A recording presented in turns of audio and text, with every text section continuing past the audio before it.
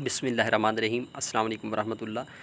GK hub की video series में आज हम थर्ड एक्ट के ऊपर वीडियो बनाएंगे, the explosive substances act 1908।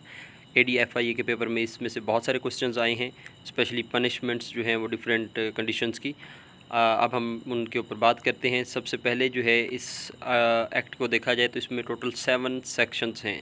Section 1 जो है वो शॉर्ट टाइटल और एक्सटेंट के ऊपर है, जो कि शॉर्ट टाइटल है इसका द एक्सप्लोसिव सब्सटेंस एक्ट 1908 और इसकी एक्सटेंट जो है वो होल पाकिस्तान है।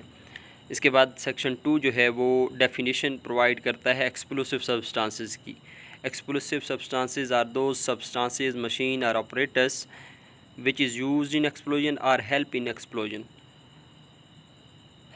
सेक्शन 3 जो है वो punishment for causing explosion likely to endanger life और प्रॉपर्टी को डिफ़ाइन करता है, जो कि लाइफ इम्प्रिजनमेंट और डेथ है। चाहे किसी की लाइफ इन डेंजर हो या ना हो, किसी की प्रॉपर्टी को नुकसान हो या ना हो, अगर कोई एक्सप्लोजन काज करता है और पकड़ा जाता है तो उसकी जो सज़ा है वो लाइफ इम्प्रिजनमेंट या डेथ है।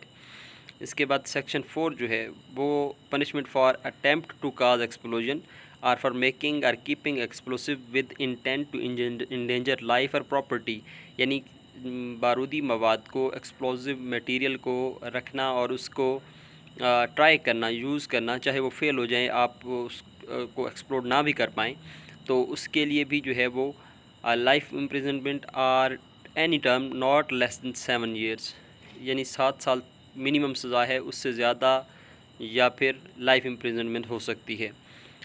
उसके बाद अगर हम सेक्शन 5 की बात करें तो ये भी पनिशमेंट को बताता है। Punishment for making or possessing explosives under suspicious circumstances, यानी सस्पिशियस सर्कमस्टांसेस में किसी के पास बारूदी मवाद स्टोर में पड़ा हो या उसने कहीं छुपा के रखा हो और वो पकड़ा जाए तो उसकी भी इम्प्रिजनमेंट जो है मे एक्सटेंड टू 14 ईयर्स, यानी 14 साल या इससे कम हो सकती है।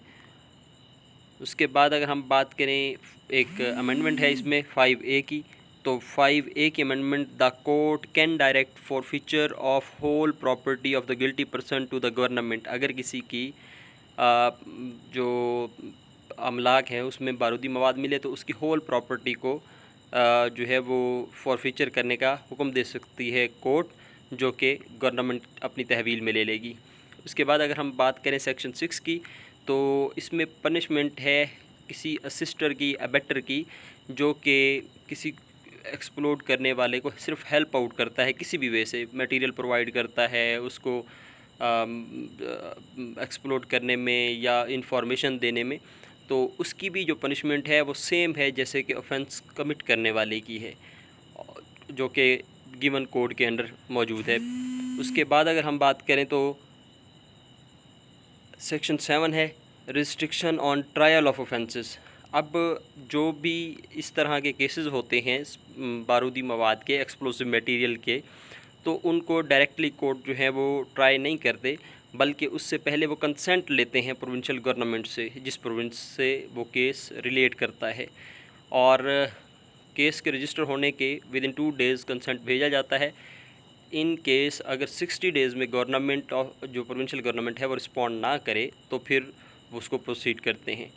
तो ये 7 आर्टिकल्स हैं। मोस्ट ऑफ़ द टाइम जो MCQs रिपीट हुए उनमें सब में यही पूछा गया है कि जी अगर कोई एक्सप्लोड करेगा तो उसकी पनिशमेंट क्या होगी, कोई असिस्ट करेगा तो उसकी पनिशमेंट क्या होगी। ये क्वेश्चंस बार बार रिपीट हुए। इन 7 आर्टिकल्स को अगर आप याद कर लें तो इससे आपको काफ़ी हेल्प हो सकती है। काइंडली हमारे चैनल को ज़रूर सब्सक्राइब करें, वीडियो को लाइक करें और दूसरों के साथ शेयर करें। Thank you so much. Fee Aman Allah.